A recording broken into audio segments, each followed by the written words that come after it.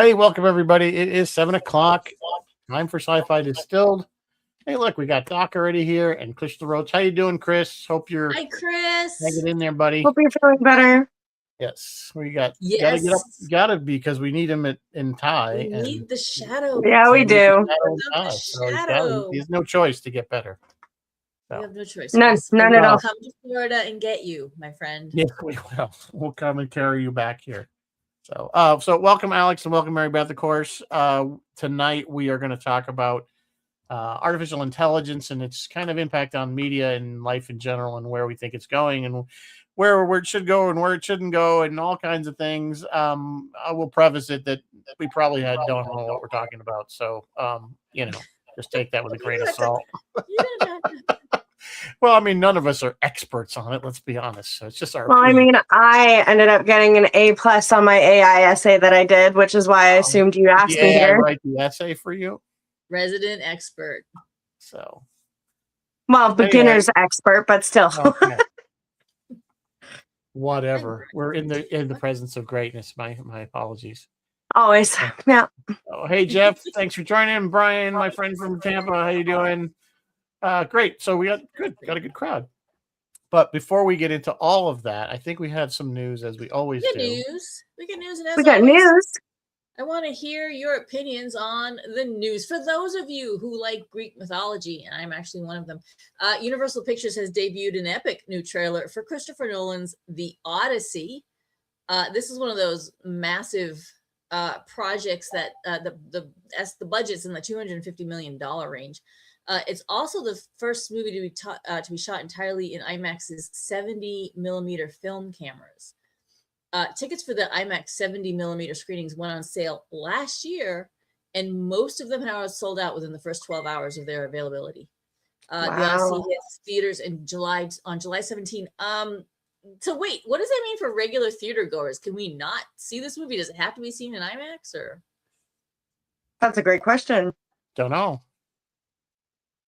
I like the Odyssey. I mean, I like Greek mythology, but I'm not going to go to IMAX. All right, moving on. Fourth Wing fans, production's underway at Amazon Prime, and I am a Fourth Wing fan with the Michael B. Jordan's Outlier Studios. Rebecca Yarros herself is producing. Says she loves the scripts so far. They've pulled a director from the Wednesday show over on Netflix. Meredith Averill will be working as showrunner and executive producer. Plus, as a bonus for Fourth Wing fans, Yarros has confirmed that she is now writing book 4 of the planned 5-book series. Yay, readers. Everybody read. Rumor mill. Yeah, read more. The rumor mill is running overtime lately, especially with the upcoming Avengers Secret Wars movie and the latest tidbit coming out, is that we will have all of the previous Hulk actors in it, including Eric Bana, Edward Norton, Mark Ruffalo, and Lou Ferrigno. That, I think, could be fun. Interesting. I just heard Lou Ferrigno is going to be at Star Trek Las Vegas. Is he really? Yep. How old is Lou? I don't know. He does a lot of cons. I think I've been at least to 4 different cons when he's already been there. Yeah. Yeah, he's come up here a few times too. Yeah. I think definitely was in Ottawa that one time. He might have been in Montreal. I don't remember, but yeah, the Star Trek people are like, what does he have to do with Star Trek? Nothing really directly. I think he was in a Star Trek Continues episode, if you really want to call that as counting. Yeah, I think he was. But beyond that, I mean, you got to remember, Star Trek Las Vegas is no longer a licensee of Paramount, so they can have do whatever they want. whatever the hell they want. They don't call it Star Trek Las Vegas; it's STLV. So, I think officially, I mean, it is STLV, but I think officially the words Star and Trek are still in there. I don't know what that means. Actually, they advertise it everywhere as STLV. That's their logo, is STLV. All right, but they've in the past few years that I've been going, they always have people from other. Yeah, they other have IPs. Lost. Last year they had. Well, they're there. They pay to be there, but I mean, like they had Billy D. Williams last year. They had the Barbara Bain and Nick Tate were there last year. So the year before, the year before that, they had Claudia Christian was there. And they always do really well. They had a large part of the cast from Galaxy Quest was there. Yeah, I love that. I absolutely love that. Yeah, they're doing that. They're doing how I think I told you this. The last few years they've done live readings of different movies. Or so the first year they did Plan 9 from Outer Space. They get a bunch of actors and they read their different parts, kind of like a radio show. They actually did last year. They did War of the Worlds. This year they're doing Galaxy Quest. So they do that for creation cons for Supernatural too. Yeah. They read random episodes and they reassign everybody's part. So all of a sudden Jensen's reading like these people have nothing to do with the actual thing that they're reading. They're just random actors that they get together and do this. I don't even know if they rehearse it. They're like little improv nights, but for like really big names. It's super fun. So to do the whole movie of Galaxy Quest is going to be hysterical. I did mention that. It's funny because I mentioned it to Claudia Christian when I saw her up in Essex Junction, Vermont, and her eyes lit up. She's like, "Oh my god!" She's like, "I want to do the I have one job. It's stupid." I'm like, and you'd be perfect for it. She'd be great.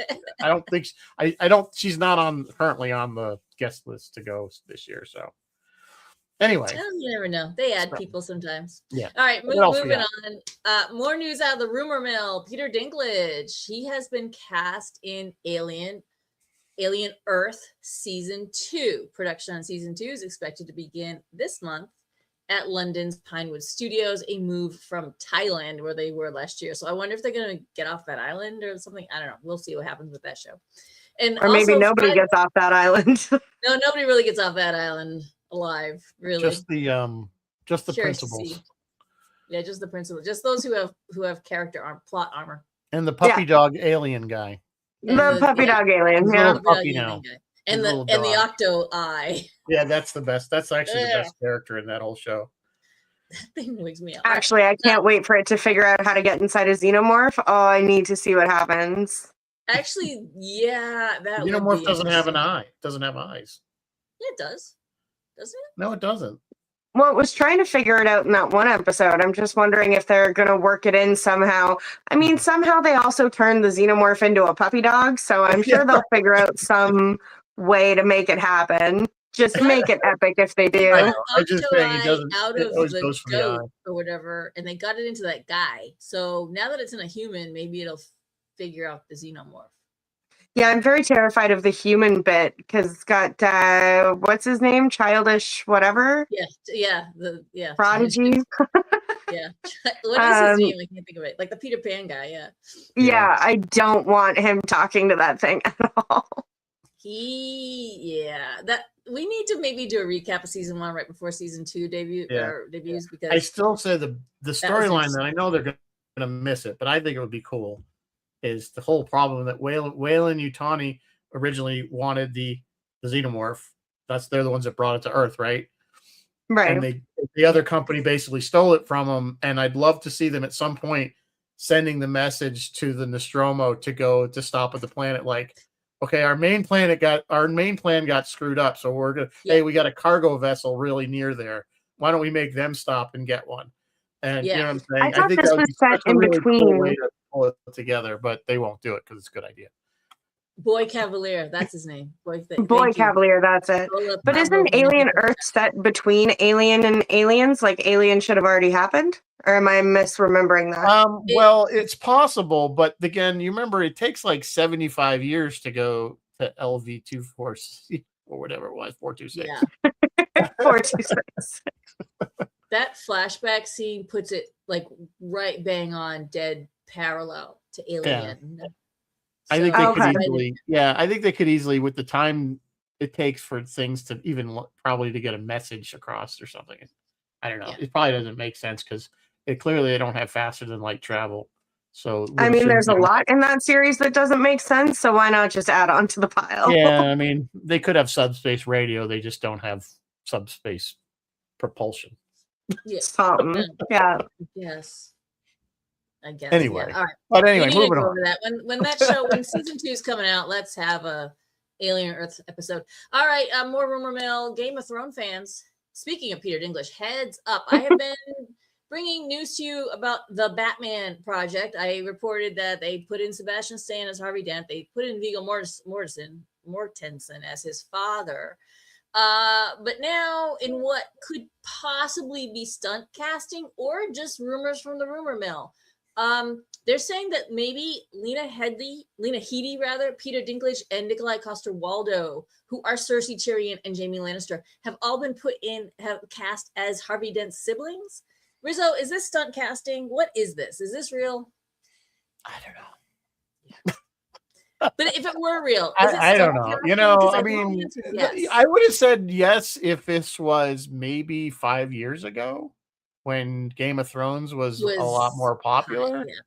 It's really kind of fallen into the, okay, it was a great show and it's done. And I was not a fan of the newer, whatever the Dragon House of Dragon. It was meh. And I'll tell you what actually was good was that new one that came out, the Night of the Realm there, or whatever. Yes, that was good. It was better than I expected it to be, and it didn't have all the baggage. Different. Yeah, it didn't have all the baggage of Game of Thrones with dragons, and I mean they mentioned I really enjoyed it, and I hope they can keep it up over the next. Yeah, there's supposed to be another season of it. So what is it called? It's called Night of the Seven Realms or something. Night of the Seven Realms. Yeah. Yeah, it's kind of good. It's like its own little encapsulated story in that universe. Yeah. So Sarah Duncan the Tall. Yeah. All right. News from the well. I'll do news from the well. Why not? For some reason, this story came up in my feed. I feel like I've already reported this though, and I was asking Rizzo if I already had. Starship Troopers may or may not be getting a reboot over at Sony. I heard that. The creative team includes Neil Blomkamp of District 9. And the film is aiming for a more faithful adaptation of the original book, including those powered armor like mech suits that they had in the book that they didn't really have in the movie. What do you think, Rizzo and Alex? What do you think? Does Starship Troopers need a reboot? If they're going to do it and keep it to the book, I think it could work if they do it more. Like, I love the original one because of its campiness and it's kind of tongue-in-cheek on itself. But I don't think it would have worked if they had tried to stick to the original novel and been the same kind of campiness. It just didn't work. No. And I know why they didn't make that, because if you've read the book, we talked about this when we did Star Trek Troopers. If you read the book, it's nothing like that movie at all. There's very few similarities other than the fact they're fighting bugs and the world is run by fascists. Isms. You got to watch what you say on these things or they ding you. So if you do it the right way, I think, and you make it serious and dark, I think it could be an interesting. Mech suits are not a new thing. I mean, no, the mech suits aren't, but I guess the fans were clamoring for them. Yeah, they didn't have it in the movie. I completely forgot about that part. I don't. Again, it was part of the movie. It was part of the book, but I don't know why it wasn't like that central. I honestly feel like the movie adaptation was perfect the way that it is. I love the campiness paired with the commentary on the happenings that were going on at the time. I know that went over a lot of people's heads at the time, but it's just it did. Yeah, but it's so funny. but it wasn't Starship Troopers. It wasn't the book. You know what I'm saying? It was like it's It like its own wasn't. thing. You know what I'm saying? I hear what you're saying. Yeah. It wasn't, but it was its own thing. Yeah. So that's what I'm saying. If you're gonna do the book, then that's fine. I wouldn't reboot what they did already. Yeah, that's fair. I would say if they're gonna do it, do what they're saying, be faithful to the book. I don't think it'll be as popular, quite frankly, just having read the book. People like, a lot of wit. They're gonna have to work in some action in there, and there's just not a lot in the book. Yeah. Times have changed since that book came out. Yeah, that's true. That's so true. Yeah. So all right, guys, finally tonight, last piece of news. We are officially in May. We are in Star Wars month. Kind of a quiet month this year compared to years past. We do have the new Darth Maul show, and I'm kind of plowing my way through that now. I hope the 4th was with all of you on the 4th. I hope you all survived the Revenge of the 5th. Today is the 6th. Today is Star Wars Art Appreciation Day, celebrating fan art from all around the world. May 14th is the Maker Day because that's George Lucas's birthday. Not too much else going on until May 22. Mandalorian and Grogu. It is in theaters. And that's all the news that I have for you guys tonight. Rizzo, what are we drinking? We're talking about well, AI? Since we're talking about AI, I had AI make a drink. And I just said, make it tropical and sci-fi. And it did the rest. And this is what it came up with. Yeah. Light rum, pineapple juice, passion fruit juice, Persian lime juice. I'm not sure what makes a Persian lime as opposed to any other lime. Simple syrup, which is, they're saying rich, which is, I think, just a heavier simple syrup. Some blue carousel for color, and some edible glitter. Because you know how enough of that. Glitter. Yes, Didn't it's a thing. even know It is a thing. She kind of layered in there. And it might be good. It's got a lot of fruits and just it's only the only alcohol in there. Edible glitter sounds like it could have all kinds of fabulous. I don't know. It even generated the photo. So there you go. Gotta love that. So that's it. Give it a try. Could be good. I mean, all those ingredients together, I don't see how you go wrong, quite frankly. So all right. So a lot of talk lately. AI is certainly a thing. We were just saying before you came on, Alex, it's like, what was it? It's like 4 years ago, 3 or 4 years ago, you wouldn't even, AI was SkyNet. Yeah. I mean, even in academic journals today, they still make jokes in professional realms that it is SkyNet because there is a very serious warning that is in the Terminator franchise. I mean, we all love the explosions and the legend of John Connor, but at the end of the day, there's a message not to be ignored, and it really feels like people are very much ignoring it. Well, I mean, I know what you're saying, but actually what really people are using AI, whether it's generating images or text or whatever, that is not, it's really not artificial intelligence in the sense that it's still just a computer program that is, yes, it's like self-learning, but it's learning by looking up stuff on the internet. And that's why you can't ever, if you go to ChatGPT and you put in something, you can get some really bizarre answers that are just not true because there are, guess what? Not everything on the internet is true. Is real. So it's AI always is not accessing information that's out there, and it's using a very sophisticated software to kind of coalesce all that information, put it into a form that we can understand. That's the scary thing about these large language models is that they're not concerned with the truth at all. They're concerned with probability outputs. Okay, but we're going to talk about that kind of thing at some point. But at first, I just want to clarify. You're not done pontificating. I'm sorry. Continue. No, I mean, I want to clarify what we're talking about. And that Alex, you need to be on every week. Well, I'd never get a word in. Exactly. Oh, what a change. I'm going to just mute everybody and I want to talk. My point is that right now, okay, we're not giving the nuclear codes to a computer to run our lives. That's not what we're doing. Actually, not yet.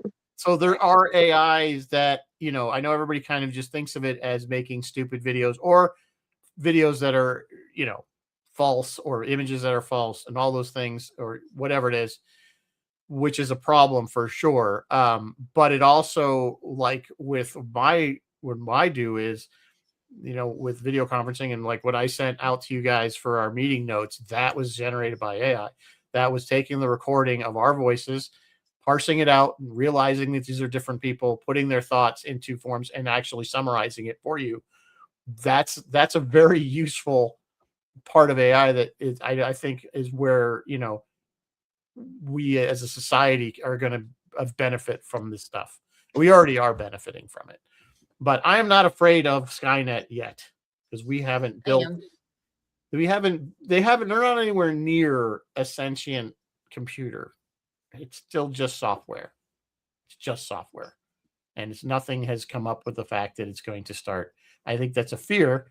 And I think it's something we have to be aware of. We don't want, eventually the machines will start building the machines. And that's when we got to be careful. Machines are going to start, they're already designing, people are already punching in, okay, I need a widget to do this. And the computers are designing these parts. So how far where the computer decides it needs the widget and the computer decides, and the factories are all run. But I mean, a lot of the fears, we ran into the same thing years ago when robots were taking over manufacturing. And people are like, oh, we're all going to be out of jobs but you can't stop that. I mean, it's just because of the cost savings. It depends on the jobs that they're taking and what you take into consideration when you say the cost savings, because the amount of energy and electricity that goes into these large language models and the real estate that goes into setting up these data centers, these are very large, very imminent concerns. Yeah, no, you're absolutely right. That isn't, because what's happening is everybody's trying to jump on the AI bandwagon, get their piece of that pie. And they're throwing tons of money and I've heard that just companies are buying up as much of the electronics and stuff they can because they have to build, and it uses a massive amount of power to power all these servers that are doing this thinking for us.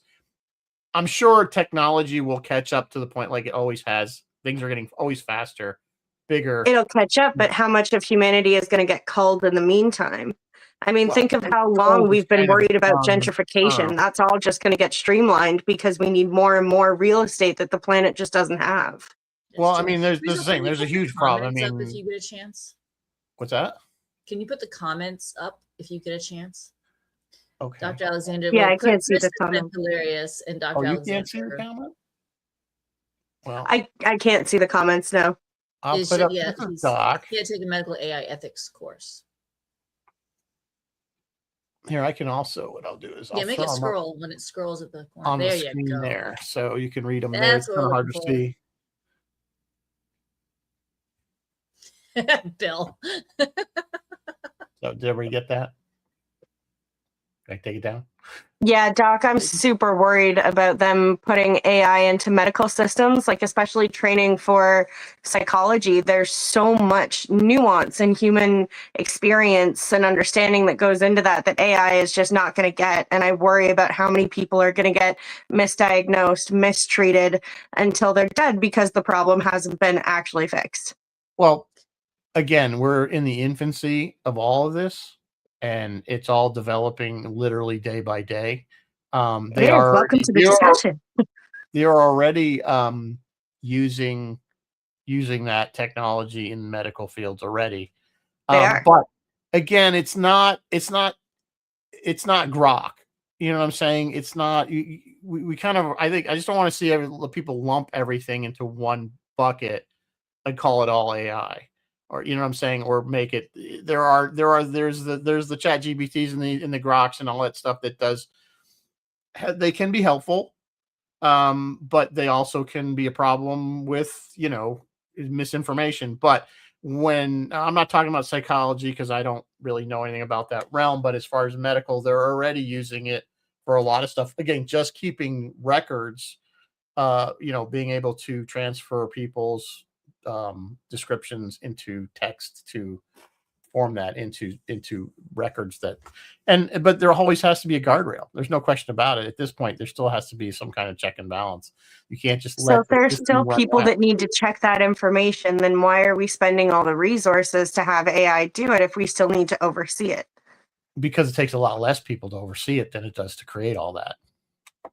And the computer can do it 10 times, 100 times faster than a human can. Yeah, Bill has a point. Bill Sotak is just saying 40 years ago, SUNY Stony Brook was developing it.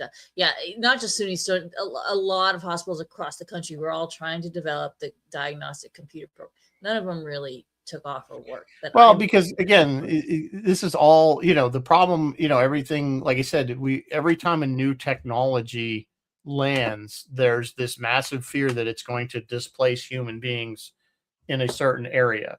Well, it already is displacing many humans. And it does happen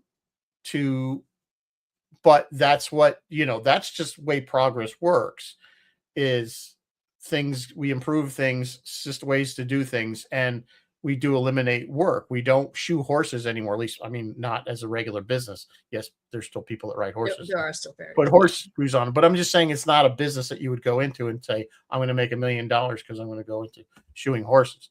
You know what I'm saying? Right. We invented the automobile replaced those people, but those people might have gone into the manufacturing and became the auto worker. Or, you know what I'm saying? Everybody, what I think with the problem with the current technology is it's moving so fast that you're not getting the time for the generations to shift the workforce to someplace else. Yes, though when you asked me to come on for tonight's podcast, you wanted to talk about AI specifically in the entertainment industry. And when it comes to displacing human beings in the entertainment industry, you're not just displacing somebody who pokes holes into the ground to put water and seeds in it. You're displacing somebody's human expression of their human experience and connection, something that AI will never achieve. Well, you're only replacing it from a financial standpoint. Nobody's stopping anybody from writing a book or, on their own, or creating an image or painting, or that. Where it's going to be removed is from making a career out of it. And being paid, but also expressing genuine human connection, which is my point, is that AI will never achieve that and will never be able to tell us our lives accurately. Never say never, because we are only in the first years of this, and we will get as it's going to keep improving and learning and improving and learning, and it'll. I bet before maybe not before I pass, but you're a lot younger.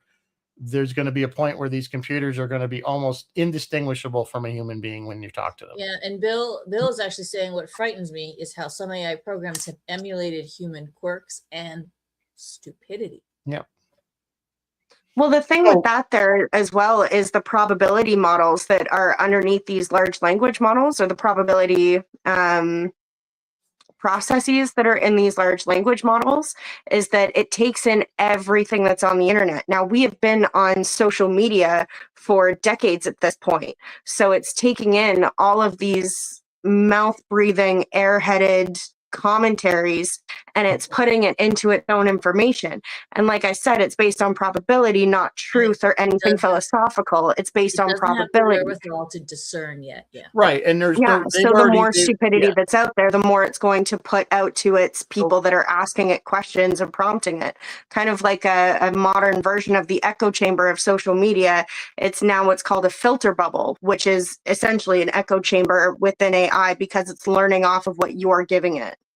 And that, Michael, is what's stopping people from writing their own books and from making their own pictures, because every time they do and it gets put online, it then gets fed into AI and gets stolen without payment. Well, without payment is what stolen means, but you know what I'm saying. I know what you're saying. That's where there absolutely has to be guardrails. They've already had problems with some of the AIs where they were basically, people were asking it certain questions and it was giving these horrific answers, or answers that are inappropriate, like say for a child, and even though it knew it was talking to somebody. And so they, the engineers had to rewrite the software or put the guardrails in to say, okay, you can't do this, you can't do. They have to put rules in of what it can and can't do. And I guess I say it's such a new technology. There's always going to be these growing pains. I'm not defending stuff that's messed up. Don't take me the wrong way, but my thinking is that this is it's not going away. Okay, it's going to be there. They're not going to ban it. It's going to be there forever. It's here. It's the Pandora's box is open. So what we have to work on is how can we make it so that it is safe and people are respected and their work is respected. I mean, yes, it goes out when you ask it to say, make me an image of, a cat hanging from a whatever picture you want to, you know what I'm saying? Of course, it goes out to the internet and it finds other examples of that, and then somehow creates something with, you know, 4 arms and 3 Yeah, heads or something. that's exactly You know what I Dr. mean? Alexander was saying. But it's, Yeah. but I mean, it's like, but I mean, even human beings, when we want to create something, we'll go and look at what somebody else did. So is it doing this, kind of doing the same thing that we do in our brains? It's just that we're not, you know, oh, I want to do a picture like Van Gogh did, so I copy his technique, you know, and I can't do that because I'm stuck at art. But you But know, that's another concern I have too, is cognitive offloading and understanding and having the skills to do things. Because when a human looks up Van Gogh's technique or looks up another painter that can tutor you on Van Gogh's technique, you're building genuine human connection. You are expressing yourself, you are expressing a previous artist, and you are giving honor to a previous artist, and you are building that muscle memory within yourself. AI is ripping Van Gogh's work off the wall and putting it into this sloppy image that doesn't represent humanity at all. so okay, fair enough. So you've pointed out all these things that are wrong with it. What is the solution to it? Because we all agree, I think we can agree, it's not going anywhere, right? Right. They're not gonna stop it. So how do they solve that problem? That's a great question, honestly. When it comes to me personally, what I try to make sure that I do, because being in school, a lot of my systems have AI straight integrated into it. So I literally cannot say no to participating in AI. I sadly now need it for my school. But what I do is make sure that I'm being cognitive every time I'm using it, at least as much as I can, and making sure that I'm not using it for the silly things. You really have to make sure you're training your brain, especially in these days when dementia is like the 3rd most common illness in later life. Like, that has to do with the fact that we've automated so much. And there's generative AI with ChatGPT and whatnot, but we have had online searches for so long. We've had smartphones for so long where you don't have to memorize information, because you can just pull it up on your phone or ask, hey, Google, to do it previous to ChatGPT. Yeah, Dr. Alexander says AI needs supervised output. Alex just mentioned not using it for the silly reasons, and we are here to talk about the use of AI in entertainment. Rizzo, if you can you pull up an example or two of use of AI in entertainment? And I'm gonna, while you're doing that, I'm just gonna remind everyone that major Hollywood studios, including Disney, Universal, Warner Brothers, Discovery, have launched landmark lawsuits against AI firms like Midjourney and Minimax. They accuse these companies of copyright infringement, alleging AI models were trained on copyrighted films, shows, and characters, such as Darth Vader, Minions, Marvel Hero, whatever, without permission or compensation. So let's take a quick look, if Rizzo has any. What's that? What am I showing? Yeah, I agree, Liz. AI doesn't cause dementia, but yeah, that's no, the cognitive offloading. AI causes cognitive offloading, and by not allowing your brain to exercise, you're inviting further illness in. You're not building that muscle memory. You're not strong guarding your crystallized memory and your crystallized skill. I firmly believe, though, that there's an application where they could create something that would actually help people rather than hurt them. Yeah, you know what I'm saying? Is linked to damage in children's brains. I'm not seeing a lot of study about damage to adult brains, which is what I mean, there's clearly problems with people like these basically like their AI girlfriends or whatever, or boyfriends or whatever you're talking. The people that are gone down that rabbit hole that they believe these. Oh yeah, I wasn't even going to go there. I mean, but I mean, that's the problem. AI has definitely convinced people to end their lives. But people, yeah, I mean, obviously, well, there has been issues with that too.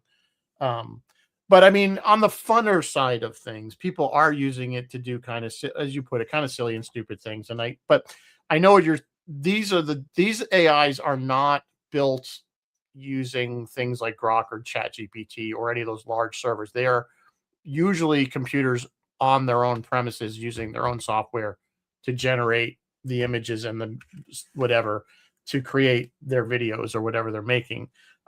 Those are all done internally.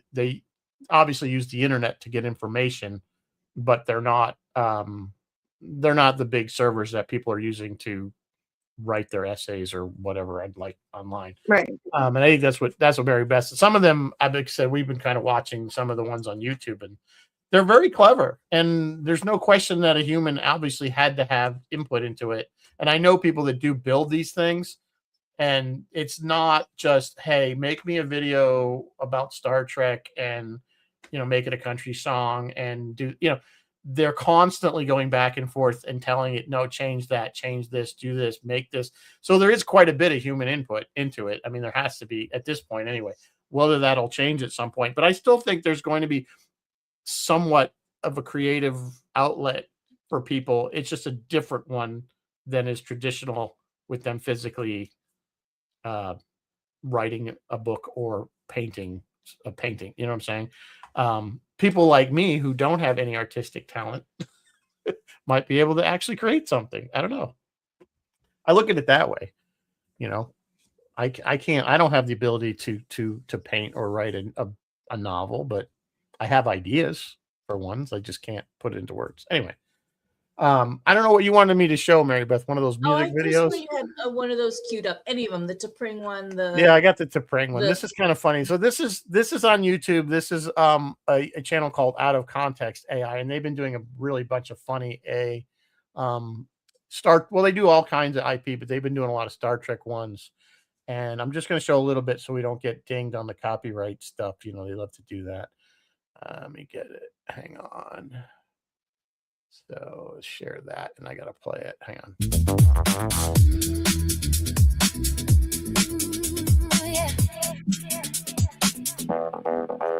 Captain Jim is scratching his head, looking quite perplexed. Altair 6 is waiting, but he doesn't know what's next. Poor Checo's at the console saying, sir, we've changed the view. While Spock is in the turbolift without a single clue. I don't recall the order, says my husband with a sigh, while the doctor checks his vitals with a very worried eye. 8 days until he flatlines from a biological glitch, unless he gets to Vulcan just to scratch a primal itch. That's probably it. Yeah, I was all going to show on that, just because. But these are freaking hysterical. I'm sorry, some of them are really. But just because they're funny doesn't make it okay. No, so there's a lot of image there of obviously people that you would recognize, no question about it. And that's another sticky wicket. This would be considered parody, obviously, derivative if you want. So I'm sure that's how they're getting away with not being shut down by like Paramount. But I'm going to guess William Shatner probably wouldn't appreciate it. No, considering his last response to AI creation, I'm going to go with not at all. Again, but does it fall under, and I don't know, I'm not a copyright lawyer by any means. I don't play one on TV either. But, does it fall under the same parody rule? Does it fall under the satire rule? Does it fall under the satire rule? That's how Saturday Night Live gets away with skewering exactly. politicians and I think that's how they are. Clearly, I think it must be because they would have, all these actors would have shut down, SAG would have shut it down a long time ago. They would have said no. Well, SAG is like buried under all of these lawsuits because they are trying to bite off far more than they can chew because that's what AI is doing. Yeah, they are. And I agree. This is where the guardrails need to come in because I know if it was my image and I was Bill Shatner, I'd be pissed too. And the difference with Saturday Night Live and those types of parodies is that they do hire other actors to play those parts. It is very clearly not actually, Donald Trump or Hillary Clinton that's up on whatever stage they're on. You can clearly tell it's a very famous Saturday Night Live actor.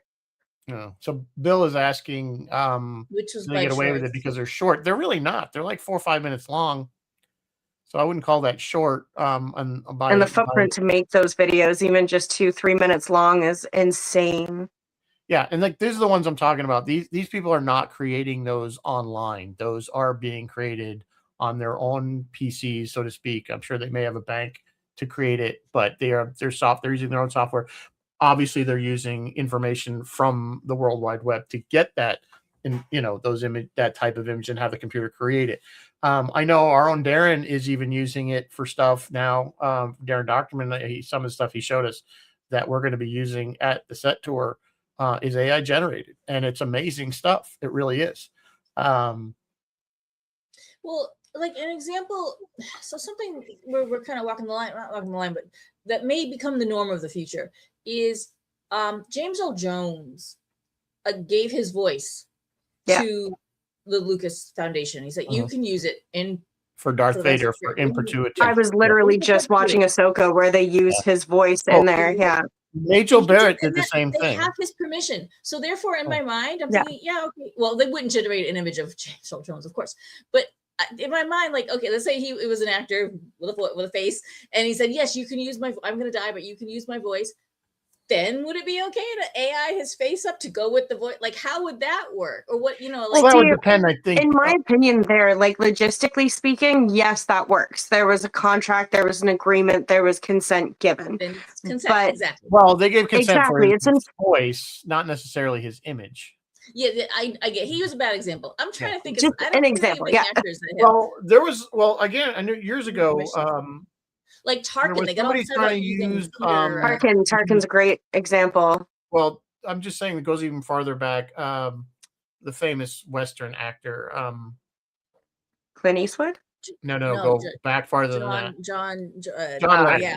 So there was a big case with John Wayne, and people were trying to use his image after he died. His estate, his family were fighting it, to saying, you can't use it. I don't remember how that turned out. But that was one of the earliest cases of people trying to use an image of somebody who is deceased, but they're still doing it now. They're just doing it when they're still alive. They don't even wait till they're deceased, obviously. But yeah, again, I don't know. This is where I definitely believe from the entertainment industry, the guardrails need to be put up. To protect the actors. But the other cool thing about this is and this is maybe my starry-eyed vision of the future, is that we can get Bill Shatner in forever because they can recreate. You know what I'm saying? Or we can have I should say Bill Shatner, but we could have Captain Kirk. Forever doing new material. Indiana Jones, we can have, they did some amazing stuff with Harrison Ford. Now Harrison probably doesn't want it. Probably not. Bill wants it. Although Bill's okay with unification. There's nobody. Yeah. But I mean, that's the thing. Eventually they'll be able to recreate anybody down to the point where you couldn't tell it was. They're already getting close to that. We've seen the deep fakes. We all do during the second season of Mandalorian, that final episode, we see Luke Skywalker, spoiler alert in case you haven't seen it. That was amazing. And then literally a month later, a few weeks later, somebody came out, deep faked it even better than Disney did it. Just take a look at that lightsaber battle that you sent me between Darth Vader and Obi-Wan from the original trilogy. Yeah. Like how better that battle looked because it was deep faked. Yeah. But philosophically, you've got to ask yourself, Alec Guinness didn't even want to, after Star Wars, he didn't even want to be associated with it afterwards. So would he appreciate that his image was recreated yet again? Probably not. We will never know since he's no longer with us. But right. But philosophically speaking, those are huge questions to be asking. Have some kind of. But again, the laws allow it because, again, if it's, and I don't know about recreating what was already done, but if you're basically parroting it or it's satire, then it becomes perfectly legal under copyright law, at least in this country. So that's basically how they're doing a lot. Now, I think, when we saw the Otoy video, which you guys haven't seen that, it's amazing. That was not AI. That was computer generation, but it wasn't AI. And they were using very new technology with that because they were mapping Shatner's image over another actor who was actually giving the facial expressions, and the computer was interpolating, interpolating, whatever you call it. I remember it was Sam Witwer. It was Sam Witwer, right? Who did an amazing job of copying. I'm just saying that was so good that it was. I mean, you felt you were watching Captain Kirk from the original series on screen again. That's why it was so impactful, because it was so good. And I can see that happening. And part of me wants that technology and that kind of thing to keep going, because I would love to see people that are no longer here make new stuff. I think that could be a positive if it's done right and with all the proper respect done to the original actors. Depends on your perspective on it. I mean, personally, I get what you're saying. Like, don't get me wrong, if I could get Buffy the Vampire Slayer in her prime forever like that, yeah, on a self-serving note, that would be awesome to just constantly have new Buffy material that is just as good as the original. But at the same time, that's never going to be Sarah Michelle Gellar. That's never going to be her interpretation of Buffy. That's going to be some computer's recreation of it, which to me is not the same. Like, for me, and musically speaking as well, the reason why I like to go see live shows is because I like to hear the actual talent going. I don't want to hear computer generated. I don't want to see computer generated. I want to see what a human being can do with a microphone and a guitar, essentially. And that's why I don't like those live shows where they sing along to pre-recorded songs. I prefer when artists are live on their stage. Nobody likes that. I don't think. I don't know how. Yeah, that in a live performance, I don't see that. I mean, it could be impacted, I suppose, and like anything else. But once a hologram technology, who the hell knows? You might have a complete. I mean, they already have basically complete people that they've created to be spokespersons and stuff that are not real people.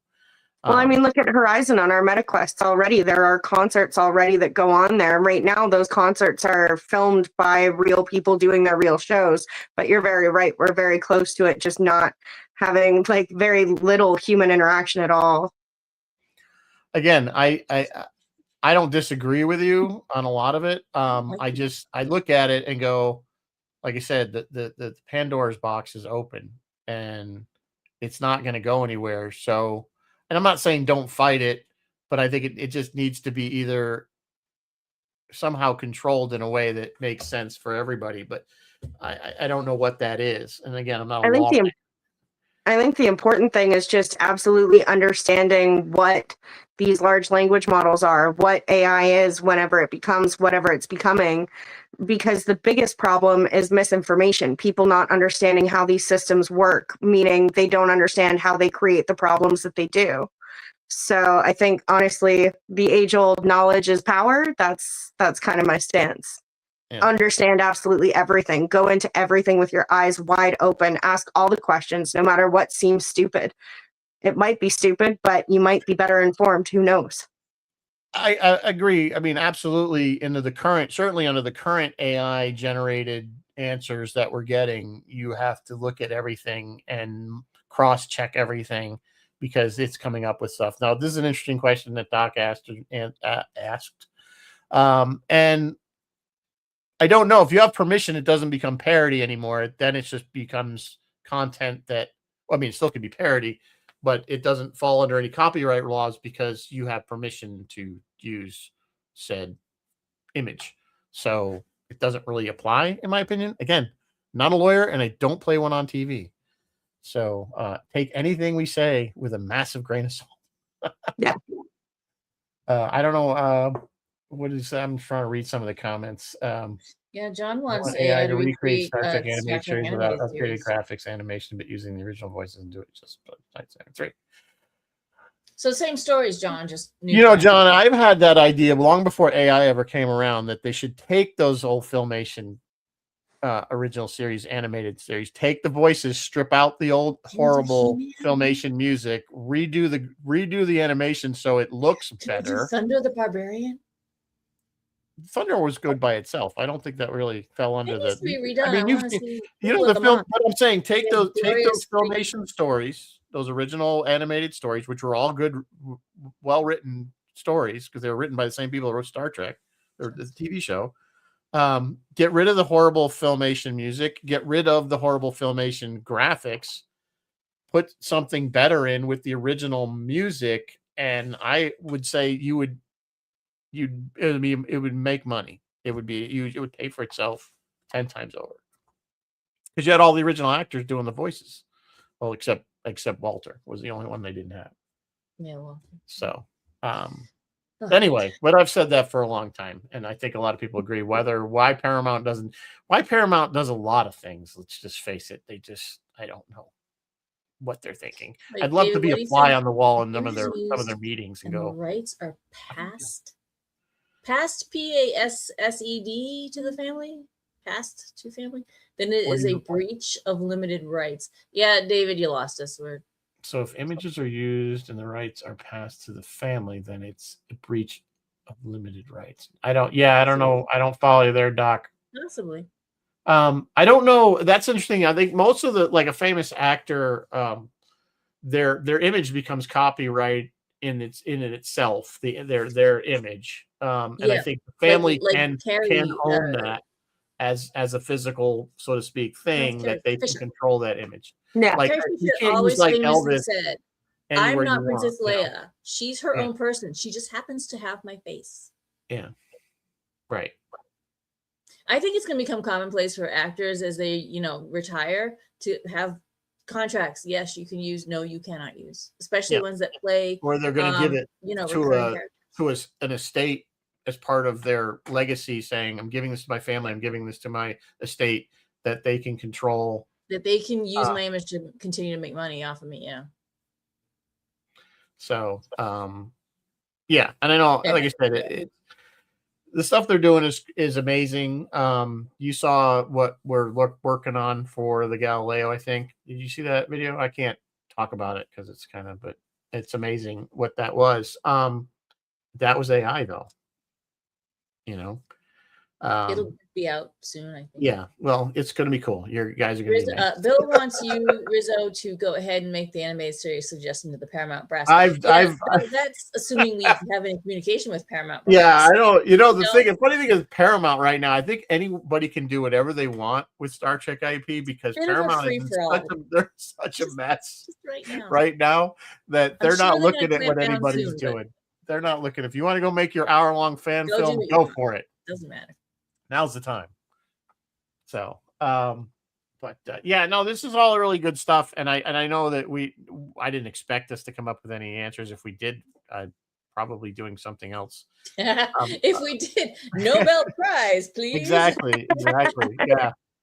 Yeah, exactly. But I'd love to, but it's. I think again, this has always been going all the way back to when computers first. I mean, Mary Beth, you're close to my age. I mean, I remember when a computer had to be run by a card that had a bunch of holes in it, and you stuck that into a thing. Computer. Oh, did I set off your Alexa? You set off computer. Stop. See, AI's taking over. Yeah. She's been turned off. She will not talk to you. She will not mine are here, but they are always listening. Anyway, sorry, you were saying something else. But I'm saying back in the day when I first started using computers, I'm sure some of these guys on here know, you had a card with a bunch of holes in it. And you ran it through a thing, and that's how you program the computer to tell it what to do. Yeah.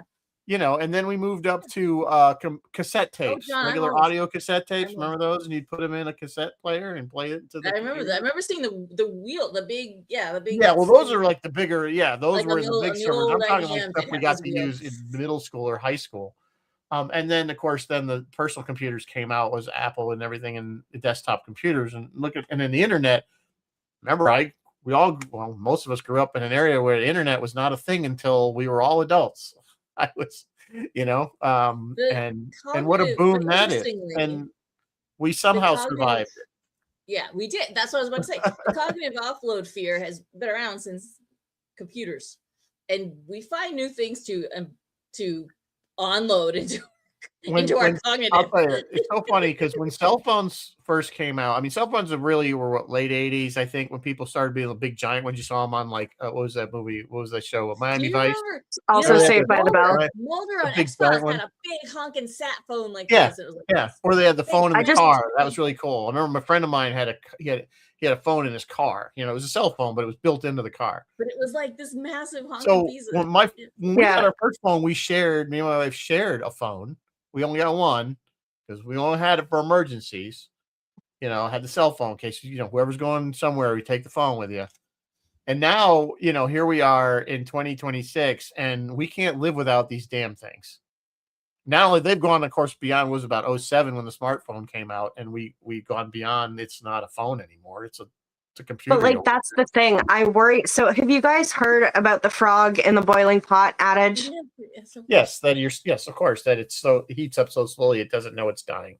But that is the problem with cognitive offloading and everything that's coming with it, is that it's been a part of our fears for so long. We don't pay it the attention that it deserves, when really the statistics are rising at dangerous heights.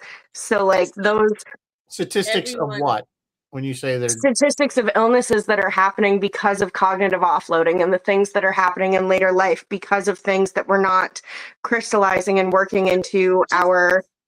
Just so our whole audience is up to speed, cognitive offloading is a really fancy way to say not bothering to store information in your memory. Like when our parents were young, they knew everybody's phone number. I don't know anyone's phone number. I remember my home phone number from when I was a kid. So okay, I remember my brother's phone number. So let me just get this clear to the audience. What happens is this has unintended, especially for children, psychological and cognitive consequences, which means neural connections that help you access information kind of weaken or die. So that is bad. Like, I get that is bad. Just so that everyone's clear on what cognitive offloading is and what it does. However, I think we find new ways to make new neural connections and strengthen other areas of our brain all the time. I don't think we're going to suddenly, I mean, I don't know, maybe we are going to turn into idiocracy, because I couldn't remember. At least in this country, mental illness is not treated properly. We don't take care of it properly. We don't support it. We don't. It's from a government level. It's just people are just kind of cut loose, and if you can afford therapy, great. But if not, which most people can't, and that's why we have, I think, a lot of problems in this country. Part of it, anyway. And it gets worse when people try and outsource that to Chat GPT and things like that, because of the issues we've discussed over the last hour. Yeah, absolutely. But I think Mary Beth is also correct that it's probably part, I wouldn't say human evolution, because that takes over many millions of years. That takes a long time. I do think humans, we adapt, and then we like, you know, they always say, like, well, when somebody loses their sight or their hearing, other senses get stronger. We do have elasticity. We do have a plasticity to our brain. Absolutely. That's what helps us heal and learn how to operate differently after accidents and stuff. Here's at least in my thing, it's an example. Okay, I have the phone. I love the phone. I can't do most things on this phone that I would do on my computer without any issue on a bigger screen. I can't stand looking at a small screen. But I'm an old guy. My daughter, who's 24, does everything on her phone. You do everything on your phone, Alex. I bought my house with my phone. Yeah, but I mean, you can deal with this because you're more used to it and you grew up more with it as more of a common thing. Whereas me, it's like, I can't. No, I got to have a big screen. I don't like. Sometimes I like a keyboard. So I mean, I think that's kind of a simplified example of what we're talking about. Is that, you know, as generations come, they're going to adapt. Yes, they don't remember things. Somebody pointed out the calculator, you know, that you don't need to do your tables anymore. But, you know, quite frankly, I still I have to think about math. Now, you're right. Math is one of those things that kind of is scary, because you see that you go to the grocery store or the gas station and you give somebody a 20 and you say, oh, wait a minute, I got 15 cents to round it up, and that throws them off because they've already you put 20 in there and the machine's going to tell them what the change is. Absolutely. And that again is an extremely simple example of a very important complex problem, because so much of our daily lives are in bureaucracy and understanding numbers and how they generate, where they come from, how we can tabulate what's happening in our lives and our politics and our societies. If we don't have an understanding of that number, then we no longer understand how the government is screwing us over. So then we Well, just kind of become these blank then you- slates I for agree with you. far more Yeah. powerful people to We've all use. seen the And again, movie that's Idiocracy. why, at least in this country, they're trying to keep people stupid because that was how they make dumb decisions. Because that way, yeah, they didn't know how the That's my government little was screwing soapbox that I'll over. step down off of because we don't like to go too deep into politics here. But Yeah, I fair. think most of you guys probably know where we stand. So it is Yeah, already we 8 did. o'clock. I knew this was going to be a fast discussion. Yeah, Oh, yeah. absolutely. It was We good could stuff go for though. It was another really good hour of stuff. Like I said, I don't have it. I wish there was a simple answer. There's not. As do Um, I. I say keep it away from children. Oh, 100%. Yeah, that's a good Other point. than that, And I don't know what else to do certainly, about it. I think that would be like the first step. Definitely is, but that's it's funny because me as a parent, when my daughter was growing up, I kept her from watching certain things. For instance, when she was in middle school, The Walking Dead was a very popular show. I watched it. She wanted to watch it because her friends were watching it, and I forbade it because I Right, felt John. that was way too much imagery, too much shock. I mean, especially when they got to the point where they were killing with, these bashing people's heads in and showing it. Wasn't even implied. I was like, no, you're not going to watch that until I feel you're old enough, or at least, that you're old enough that I can't stop you from doing it anymore. Absolutely. And I think, but I'm like, who are these parents letting their kids watch this stuff? Because I'm Well, it sure they're just depends. becoming more numb to violence in the world if they're exposed to this at a young age and saying, "Oh, that's just normal watching somebody's head get bashed in." Well, I'll actually echo your own words in that point. The thing there is your safeguards, right? Like, you don't have to necessarily become numb to the violence if you have somebody there with you watching that show and making sure that you are critically thinking about the things that you are seeing. Like, I'm very much a similar example to that as somebody who was watching Buffy from 9 years old. Now, as somebody who's been studying psychology for the last couple of years, do I think that was a healthy choice for my parents to make? No, probably not. But at least my mom was sitting there with me during the show and asking me things like, do you think it was okay for Buffy to treat her friends like that? Do you think it's okay for Buffy to accept treatment from her boyfriend like that? Is that abusive or is that funny? Is this okay or is this unhealthy? So as long as you have those safeguards, and I really like that point. I think that's a great point, is we need safeguards for all of these types of things, especially with developing minds. I don't disagree with that at any particular point. I guess my thing is there's still levels of, okay, Buffy had some adult themes, absolutely. But it was geared towards teenagers, I believe, if I'm not mistaken, mostly, or young adults. Young adults, I would say. Yeah, but I mean, but there are certain programs that I think are just a little bit too much. I don't care. Parents sitting next to them like, so do you think he should have bashed that kid's head? Just the image of it, you can't take that back.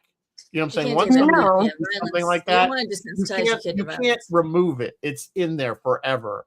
And that's what the thing is, as a parent, you're like, you don't want that to be that at that age for them to process something like that. And that's fair. just my feeling. You don't want them in there to make that decision. I'm not going to tell another parent they shouldn't do it. I may disagree with their decision, but that's up to them. But I do think that those images that are meant for adults, I think they do eventually. They can affect kids down the road and desensitize them to it. I mean, as long as there's that kind of violence on the news for kids to be seeing anyways. They don't show it that graphically on the news, though. They may say, I don't know. The executions I've seen on the news, like pre-AI, yeah, it gets pretty bad. I don't think I've seen. It's not like shoot somebody entire face off, the but news, like, or are you talking the internet? Regular mainstream media does not generally ever show anybody. Yeah, ABC Nightly News has not shown any. Does not show anybody being killed. I mean, with the internet being so commonplace and accessible by kids anyways, that's the same difference. I get that it's not news on network television, but it's just as accessible. A parent would need to be involved and know what their kid's watching, and I know that's not always easy to do. No, yeah. And believe me, I know it's super. Believe me, sit the kid in front of the television. It's the electronic babysitter. We've been calling it that for decades. It's too easy to do it. It's too easy to do it.